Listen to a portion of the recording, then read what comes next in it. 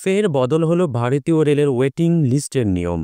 জালিয়াতি বন্ধ করতে 20শে জুন ওয়েটিং লিস্ট নিয়ে নতুন নিয়ম চালু করেছিল ভারতীয় রেল। 25% বেশি ওয়েটিং লিস্ট থাকবে না, এমনটাই নির্দেশিকা জারি হয়েছিল। সপ্তাহে দুয়েক পরে সে সিদ্ধান্তে বড় রদবদল। দূরপাল্লা ট্রেনের ক্ষেত্রে বদলে গেল নিয়ম। রাজধানী এক্সপ্রেস, শতাব্দী এক্সপ্রেসের ক্ষেত্রে আলাদা গুরুত্ব দেওয়া হয়েছে।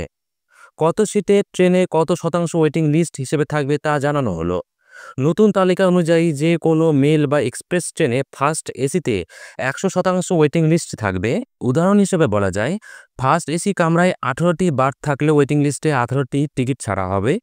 সেকেন্ড এসিতে 60%, থার্ড এসিতে 60%, স্লিপার ক্লাসে বা 2S শ্রেণীতে 40% ওয়েটিং লিস্ট থাকবে।